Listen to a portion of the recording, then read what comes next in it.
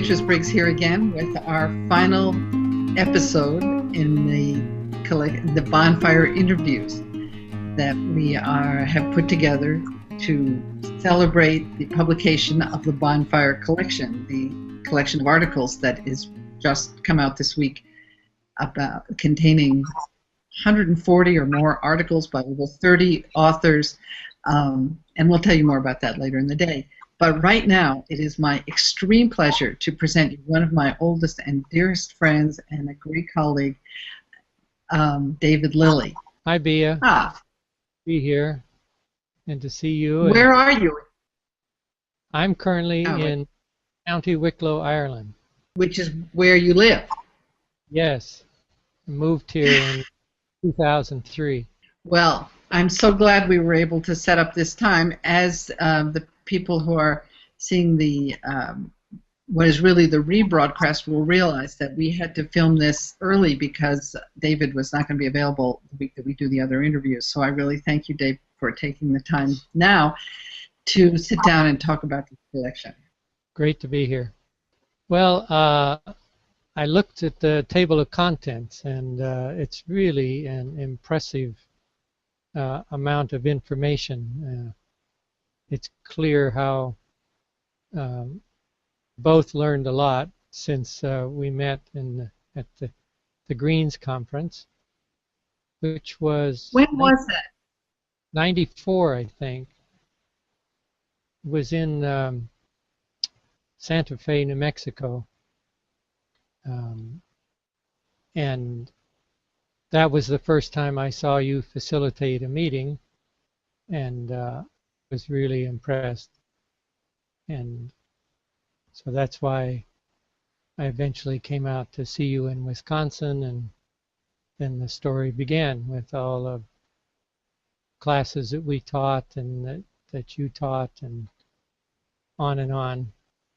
So and the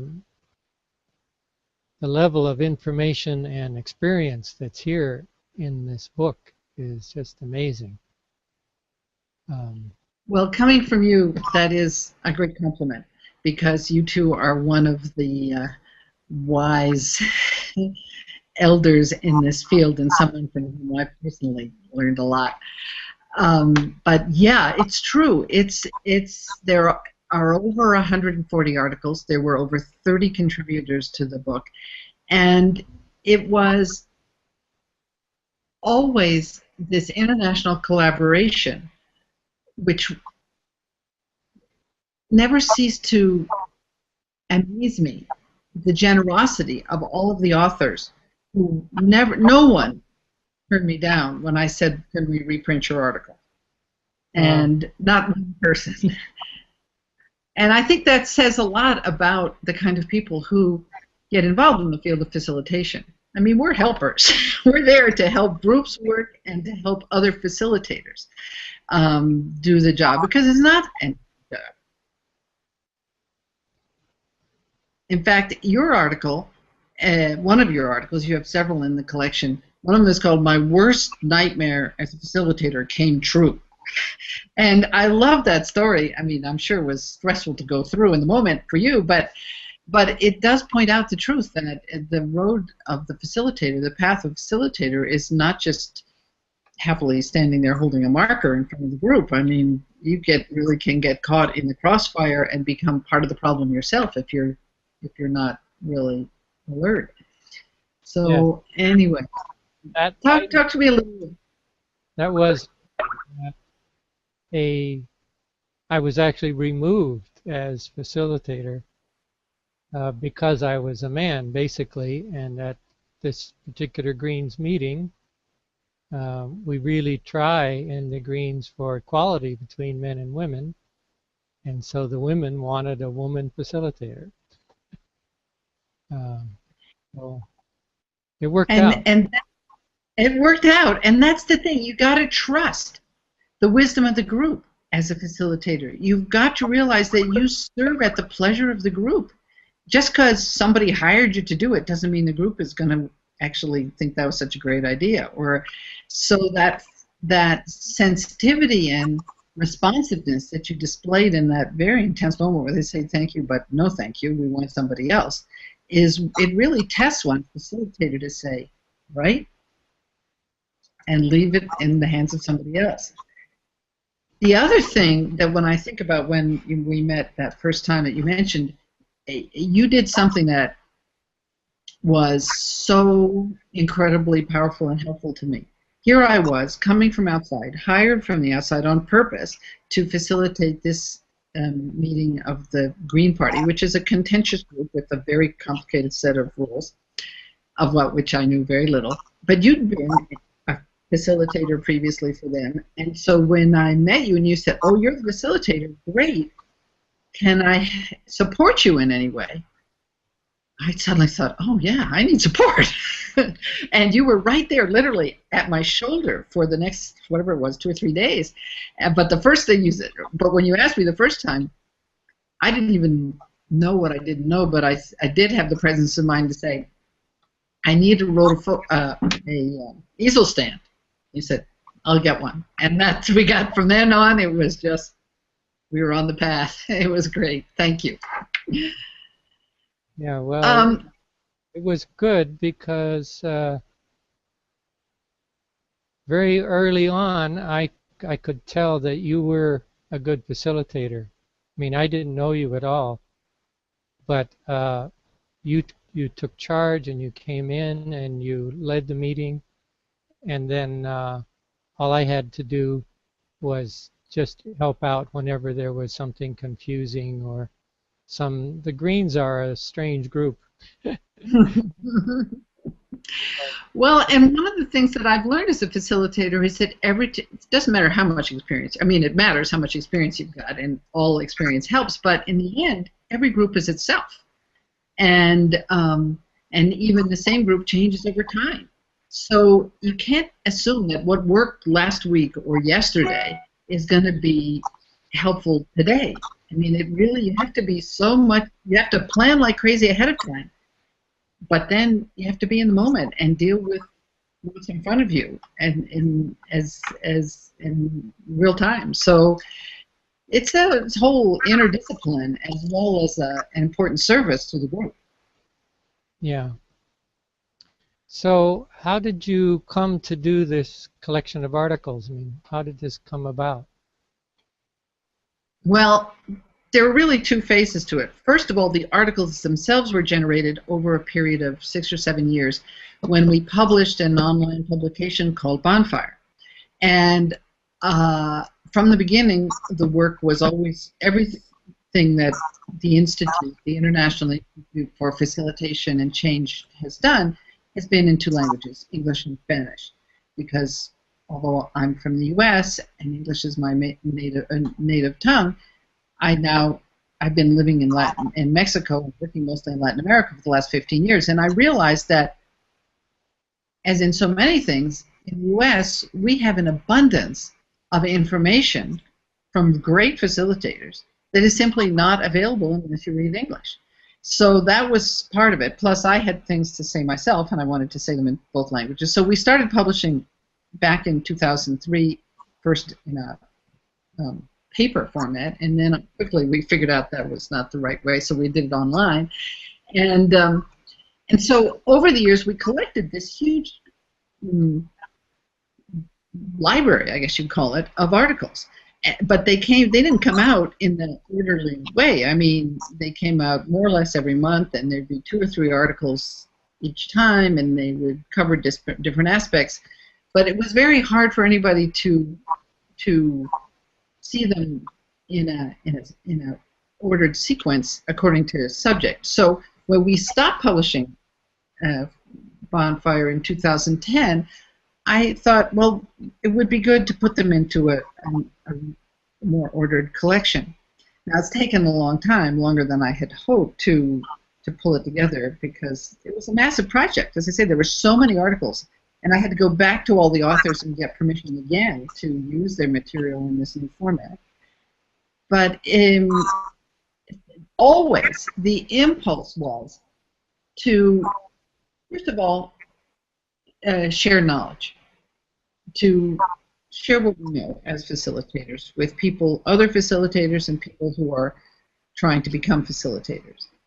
And as part of that knowledge sharing, to build community, the community, the tribe, whatever, of people who really dare to stand up there and try and help groups in that very specific way of the path of facilitation. So there were these two.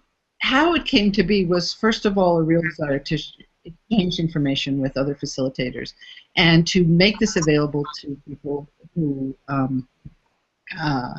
in both English and Spanish, and to start to put the name Fogata. I mean, bonfire. It suggests that, you know, what do you do if there's a bonfire? Come and sit around in a circle, and you tell stories, and you exchange information, and you enjoy the warmth of that companionship. So that all of that was kind of what lies behind this collection, which I can show you the cover. I don't have the full printed version yet, but this is the cover. And you can see there's the pictures of all of the other contributors. You're in there somewhere, too. And it's the printed version is thick. I mean, it's almost 300 pages, but it's organized. It's in sections, and there's you can find what you need. So I am hoping that in this new incarnation, this publication will become like a reference book for facilitators, that whether you have it in that printed form or the handy ebook form or the PDF form that you can have on your computer and search through the hyperlinks to get what you're looking for, that it will become even more useful because of the way it's been put together. Great. Yeah, I'll be surprised if it doesn't become the reference book in this area, because there's so much good stuff up there. And as I was saying, if we had had something like this when we started, it would just made such a huge difference. I don't think much out there really on how to run a good meeting and the tools for doing it. So. And there is and there isn't. There's a lot. There is some material, but it's mostly in English. There's very little really practical how-to, why-to inspiration for facilitation in Spanish, even though there are people who want it and need it and who work with groups. Sure. And one thing I noticed is that it mostly refers to consensus. Consensus process, and I know you're an expert and have taught in that area for some time. And does other processes, are they treated in the book, and do you recommend any other process besides consensus? Yeah, interesting. It's true that when I started, I learned facilitation because I learned how to facilitate consensus. That's how I started. And in the early years, that was most of my work. And these days, it's very little of my work because most groups really can't use classical orthodox consensus. They use the term a lot, but they usually mean general agreement or alignment that we're kind of going in the same direction, but it's not a formal decision-making process like the kind that you and I learned. So, and actually, in terms of the percentage of contents, there's a lot of good stuff by other colleagues like Tree Bresson and others who have written about consensus in this book. But consensus is what I really believe now is that what we need, what any group needs, is a clear, orderly process that leads them up to making a decision. So that's it's clear and orderly, but participatory, and participatory. And so, if a group does a good job of having a free and robust discussion about what are we trying to accomplish here? What is the proposal? What are the benefits of this proposal? What could go wrong with this proposal? How could we improve it? Who else should be consulted about it before we decide? If you do all that, I don't actually personally care if you use consensus or something else. You're going to get a much better decision than if you had just, somebody push through their idea. So, yeah, consensus and I'm still a believer. I think it's very powerful, but I also recognize it's not appropriate for many groups, and so most of the information in here doesn't assume consensus is how you're working. Right. So, who's your intended audience? Who do you want and expect to buy this book? Well, certainly, we have a lot of people who've been following IIFAC for a long time and have been reading the articles bit by bit. So I'm hoping that they will be thrilled to see that this has all been pulled together in one place. And mostly they are people who facilitate groups, or and sometimes because they're professional facilitators, and sometimes external consultants who hire themselves out to provide that service. But many of them just have to work with groups because their job or their life requires it.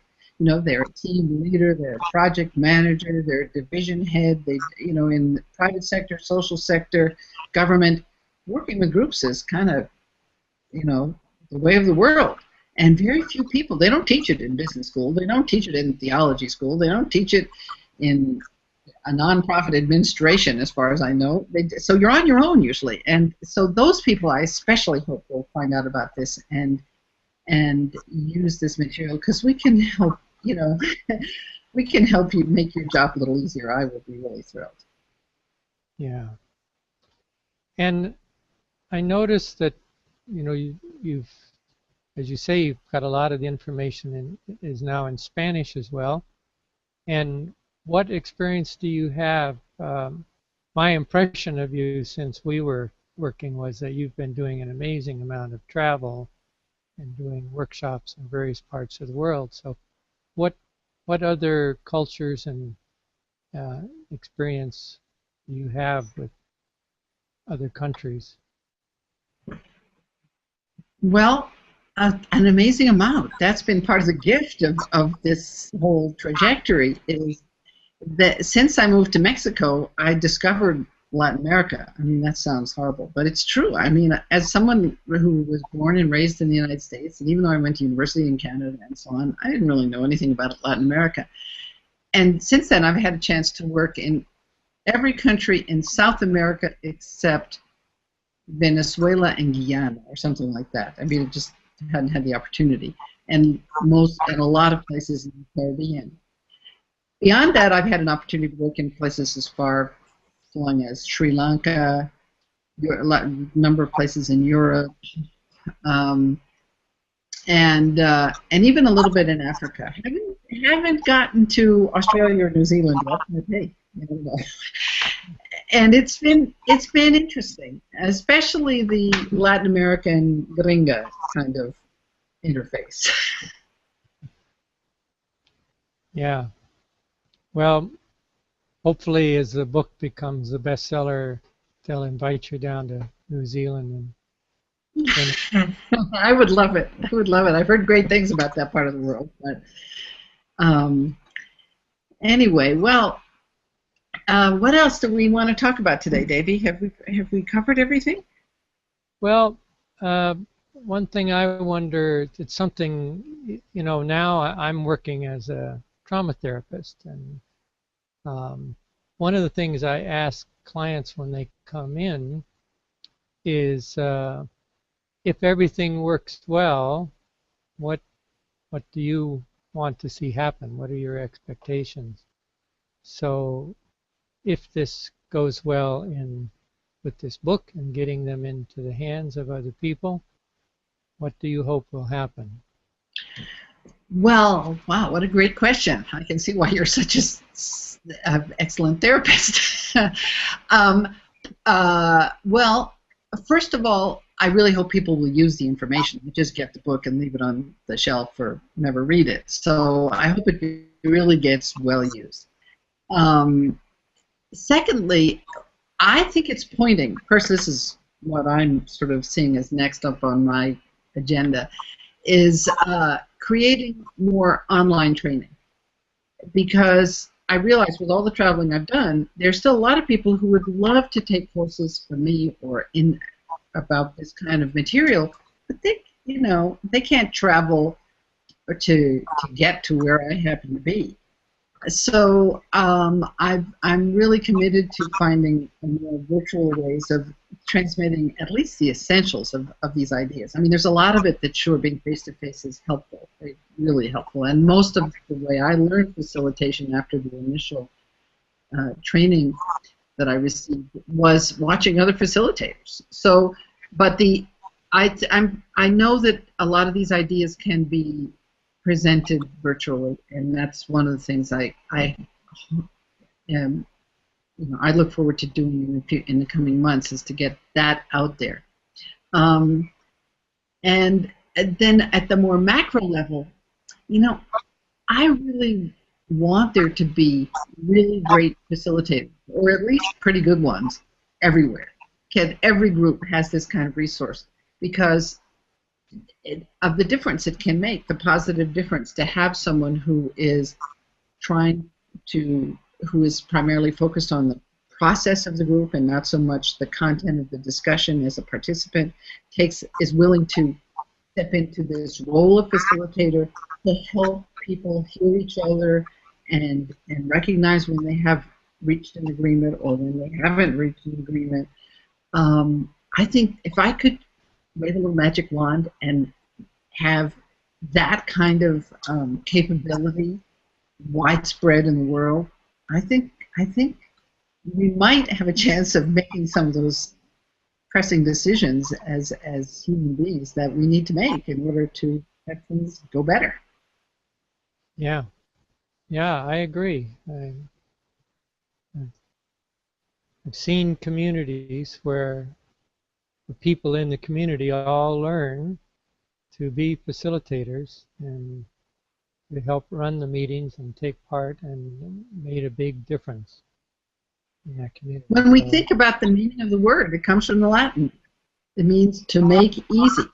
Well, at least easier, because as I mentioned at the beginning, working in groups is sometimes not very easy, but it can be easier than it sometimes is if with good facilitation. And yeah, it just is. With all of the experience that's here in this book, that'll make it even easier both to learn and then to check in when you have a problem. Exactly. And all of the authors have their contact information there as well. So I'm optimistic, and I'm certainly committed to doing what I can do to contribute to the practice of facilitation. Great. So, the big question is, how do you get a copy? Well, so glad you asked. As some of you may have noticed, this is pre-recorded. So in the version that you'll see online on the 4th of April, there will appear on your screen right now, at this point in the conversation, a place where you can click to get more information about the book and in its various formats and the rest. And if for some reason you don't see that, or you're just listening to this, just simply go to the IIFAC website, which is International Institute for Facilitation and Change, IIFAC.org. But if you signed up to hear these recordings, you'll also be getting information in the mail. You really enjoyed that last interview, and I also hope that you're kind of hungry to have more opportunities to learn from experienced facilitators like the ones featured in this series. If that's the case, I have great news for you.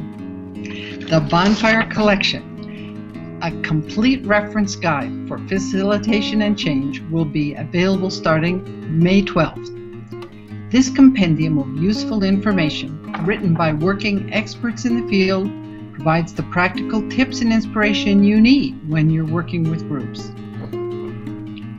The material is organized into all of our favorite topics, including facilitation, effective meetings, participatory processes, conflict, consensus, leadership, and more, so you can easily find the content that you're looking for.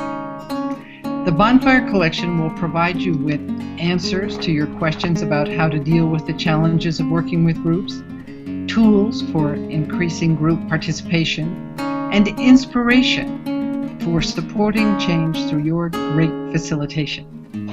It's kind of like having a personal coach at your fingertips. The Bonfire Collection comes in 3 formats: hard copy, e-ring notebook, ebook, and downloadable PDF. All contain the same great information, and you can get your copy of the Bonfire Collection at the special launch price if you buy before May 30th. Add the Bonfire Collection to your facilitation toolkit as soon as it becomes available on May 12th.